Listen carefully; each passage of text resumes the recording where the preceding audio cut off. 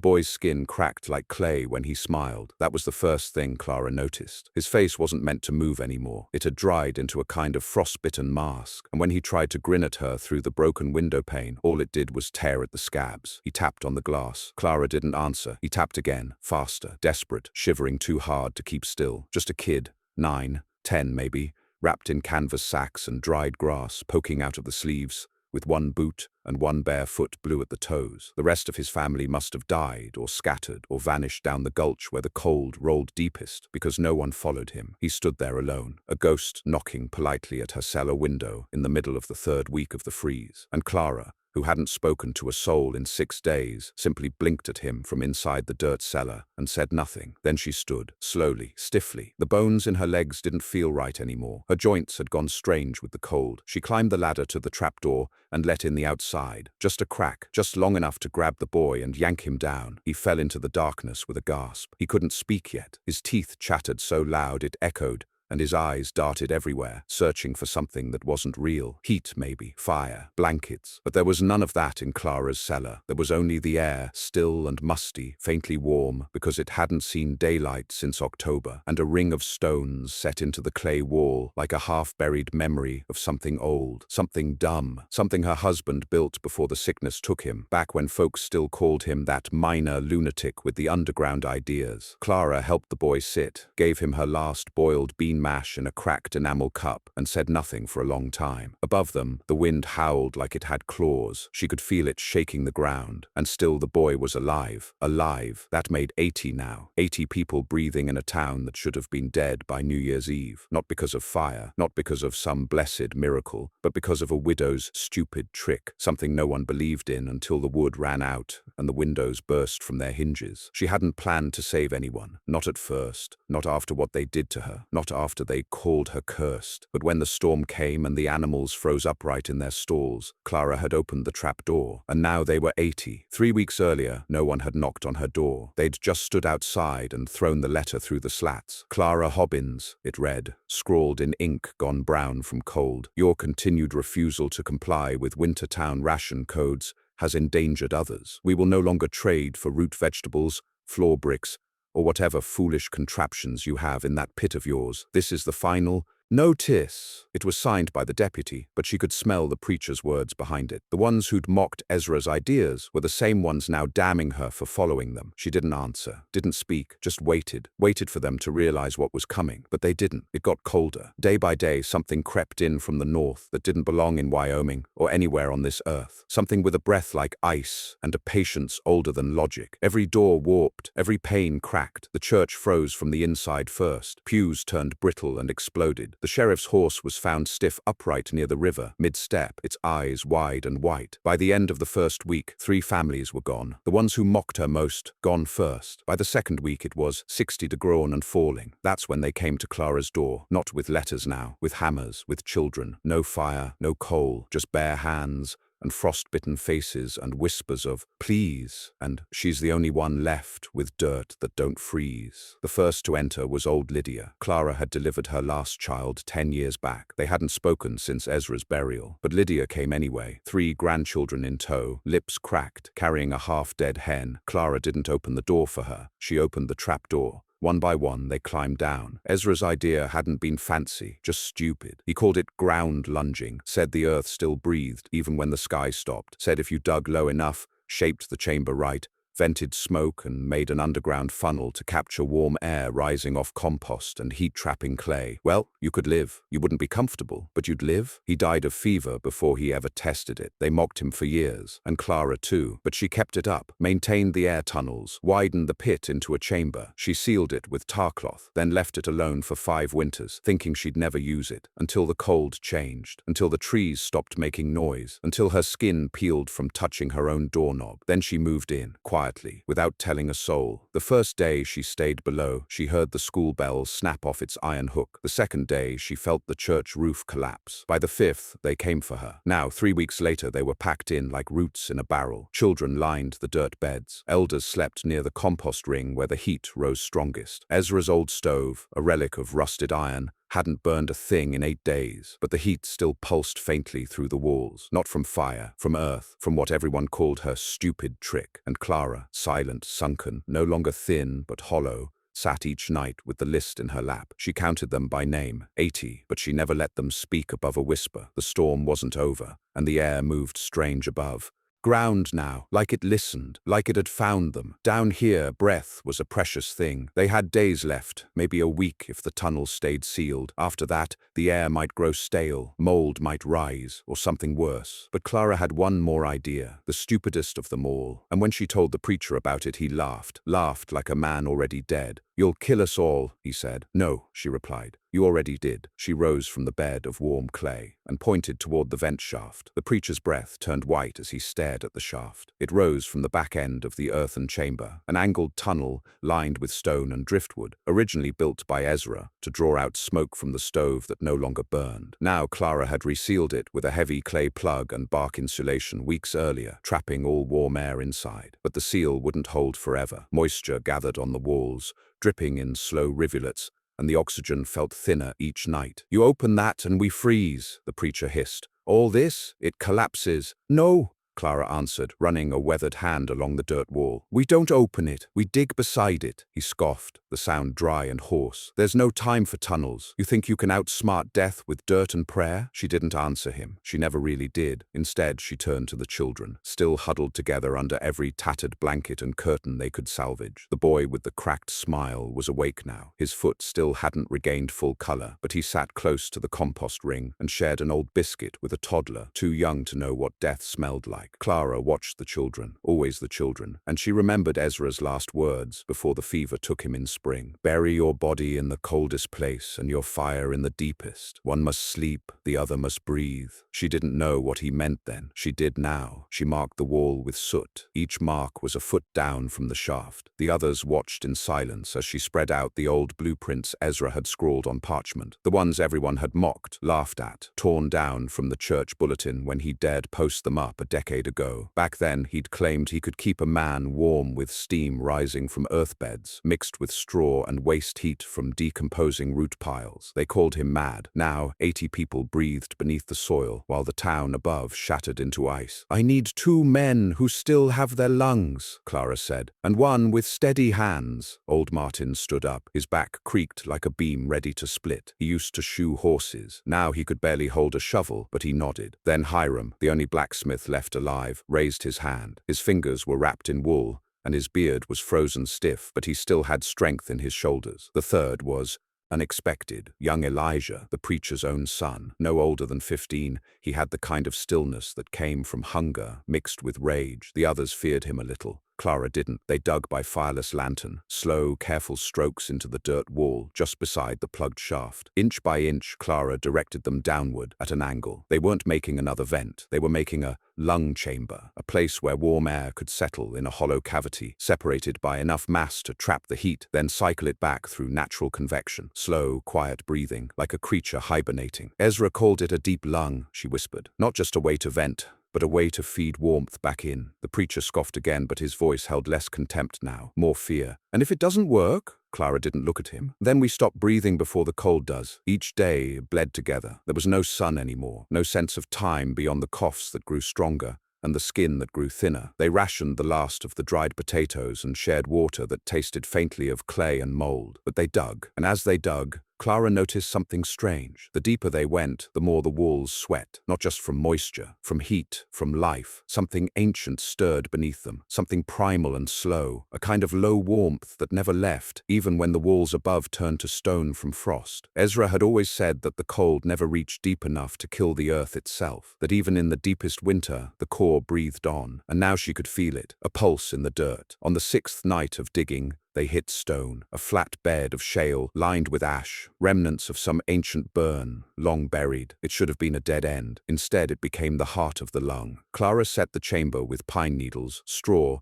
and layers of tar cloth and clay, sculpting a cavity that sloped up toward the main room. She angled it so that heat from the compost and decomposing matter would flow downward during the coldest hours, collect and rise again when the outside air tried to leach the warmth away. It wasn't elegant, but it was Ezra's vision, and it worked. The next morning, the frost on the cellar wall melted. For the first time in 12 days, a child coughed and did not choke. The preacher stopped speaking altogether, but word traveled. That was the mistake. Old Lydia, bless her rag-wrapped soul, whispered to someone on the surface, someone who still had half a wall left, and tried to burn book pages to survive. She told them the widow's pit was warm, that 80 mouths breathed down there, that the woman who once buried her husband in a clay tomb had built something that defied the cold. 2 nights later, they came, not with knocks, with axes. Clara heard the cracking above first, splintered wood, men shouting, a baby screamed, then boots hit the packed snow above the trapdoor. Hiram reached it first, slamming the locking brace into place. The sound of fists and iron rained down like hail. "They're trying to take it," someone whispered. Clara stood at the compost ring. The boy with the cracked smile looked up at her, his eyes wide. "They'll ruin it," Martin muttered. "All of it. They'll open the shaft, break the seal, let them in, and we all die." Clara said nothing. Her hands were folded, and then, quietly, she said, "Elijah." The preacher's son stepped forward. "You still have the flint and tar?" He nodded. "Then come with me." They crawled into the back tunnel, the narrowest part where only children could pass without bruising ribs. Clara held a small satchel of pine resin and oily rags. Elijah carried the flint and a coal-black look in his eyes that hadn't belonged to any boy since the war. At the edge of the shaft, Clara knelt. The pounding grew louder. Someone had found a crowbar. "Help me smear this," she said. Elijah coated the inside of the tunnel edge. Resin, rag, tar. Then Clara pulled the corked jar from her coat, bare fat, frozen solid. From her husband's last kill, she smeared it along the lip. "This will smoke hot," she said. "Too hot." The boy didn't ask what she meant. He only struck the flint, once, twice. Then the whole shaft roared upward with thick, choking black smoke. It poured up and out the sealed chimney like a beast's final breath. They heard screams above, then nothing, just wind, then a single voice, soft, far off and terrified. "It's burning! She's burning them all!" They fled. She could hear the boots running, and then silence. It took days for anyone else to come back. By then, the surface houses were mostly gone, blown down, split, some buried under ice. The schoolhouse collapsed on its side like a drunkard. The old general store burned halfway before the snow smothered it. But the trapdoor stayed shut, and the underground lung kept breathing. The 80 didn't cheer. They just watched Clara now, all the time, even the preacher, especially the preacher. And when a girl whispered, "Why don't we go back up?" her mother shook her head and held her close, because it wasn't over, because even in silence the wind was still hunting, and the earth was still warm. Clara kept the count in her lap, 80, but she knew the number would change soon. One of the women coughed too long. A boy's foot turned black. They needed more than heat now. They needed medicine. They needed air. They needed to go back up. But not alone. Not yet. Not without her final trick. And she would need them all to believe. Even the ones who once wanted her dead. Even the preacher. Because in 2 nights, the vent would open again, and this time, they would go through it. It began with a whisper, not from Clara, but from the ground itself. There was a sound, a subtle groaning beneath the clay walls, like a tired breath being exhaled through the ribs of the earth. Most didn't notice it at first. They were too busy watching the frost reappear near the ceiling, too consumed by the smell of stale breath and sickness starting to rise again. But Clara noticed. She was always listening, always counting, and now she knew they were running out of time. "We'll need to dig upward," she said at last, her voice barely louder than the hum of bodies in sleep. "And we'll need to do it together. Every man, every woman. The tunnel must be wide, tall enough to walk, angled shallow enough to keep the warmth from escaping too fast. But it must break through to the open, not the street, higher ground." There were murmurs. "You want us to leave?" Hiram asked, voice cracking. "Now, the vent tunnel," Elijah whispered. "You mean to go through it?" "No," Clara said. "Beside it, like before. The cold is watching the vent." That turned a few heads. Watching? It sounded mad. But down here, everything sane had already died with the first snap of bone beneath snow. The preacher cleared his throat. His voice, when it came, was dry and grudging. "You think you can lead these people back up, in this, while it's still alive out there?" "I don't think," she said, brushing soot from her skirt. "I know." The digging was harder now. They'd used much of the good space for the lung chamber, and the new tunnel had to run at a rise to the hillside behind the cellar, away from town proper, toward the old ridge where Ezra once buried the failed crops. There was a half-forgotten well up there, dry for years. Clara remembered it only because Ezra once said it never felt the frost. That's where she aimed the new tunnel. If they could break through beneath that well, they might surface with the ridge blocking the worst of the wind. And if luck held, the cold wouldn't find them before they moved the sick. But luck hadn't held in Wyoming since November. Still, they dug. Martin collapsed on the second day. His hands bled through his wool wraps. Clara bound them with the last of the boiled cloth. Lydia's granddaughter took his place, dragging dirt with a bent shovel half her height. No one stopped her. No one laughed. By the fourth day, the air in the cellar grew sour. Children vomited in their sleep. The compost ring steamed less, and Clara marked one name off the list. 80 became 79. No one spoke the name. No one had to. They simply dug. On the seventh day, Elijah struck something. Wood. It groaned with the tap,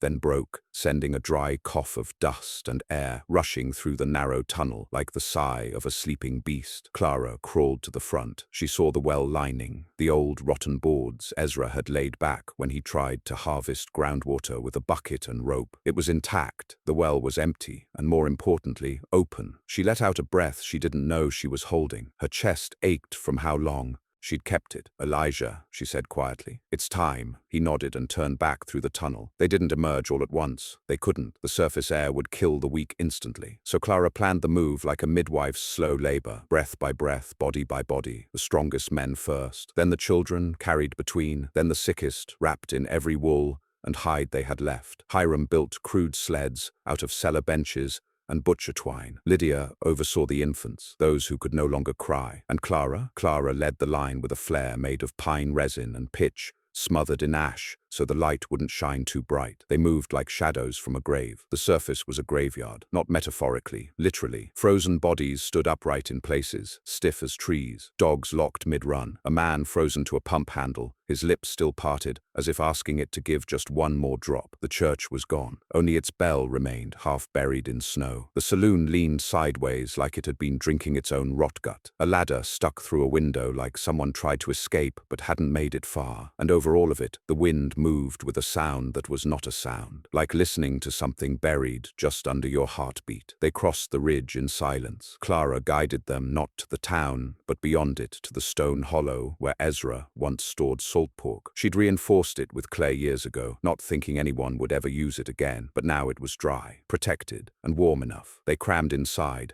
10, then 20, then 50. Clara stayed at the mouth, counting. When she reached 79, she turned back. Elijah stood there, holding something. A child, the boy with the cracked smile. His eyes were open, but his chest didn't move. Elijah knelt, said nothing, just held him out. Clara took him, held him close, and whispered his name, one she'd never learned. She carved a mark in the clay wall. 78. They waited another day. The cold did not retreat, but something changed. The sky cracked, not with light, but with a new kind of silence. The wind paused, only for a moment, but in that moment every soul felt something shift. Clara stood. She didn't speak to them as a leader. She wasn't one. She was a woman who buried her husband, then buried the town's hatred, and then buried their shame. Now she was ready to bury the cold. "We'll go back," she said, "not to live above, but to take what's left." They needed food, blankets, tools, medicine. The storm had passed in part, but what it left behind was worse. Stillness. That deadly quiet where nothing moved, and if it did, it wasn't alive. She formed 5 teams, each with a runner and a puller. Elijah stayed by her side, and together they crossed the ridge again. The first house they entered was the deputy's. Inside, his wife lay frozen by the stove, still clutching a baby to her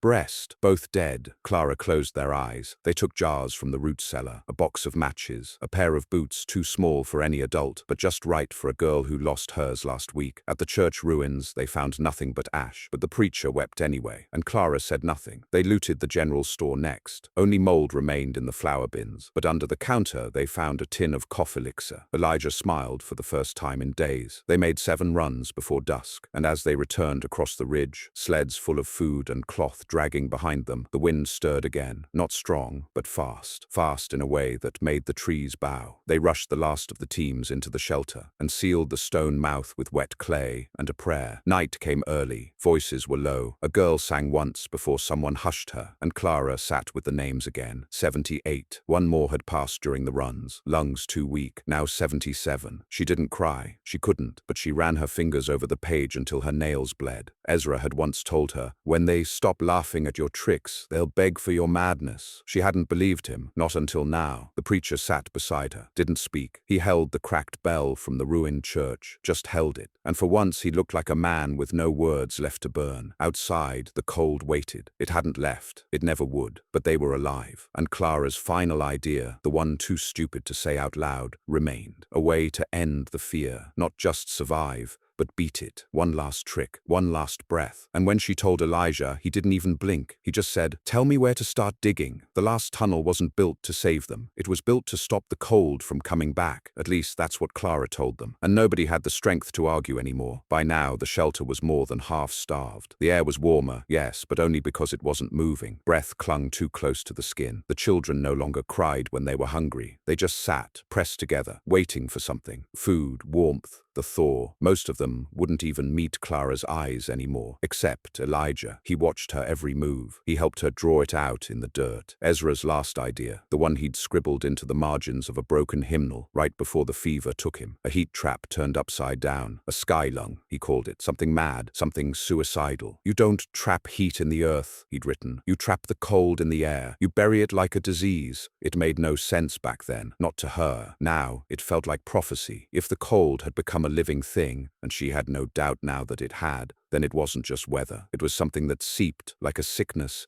into weak structures and empty spaces. It moved toward heat. It hated it, and it wanted it.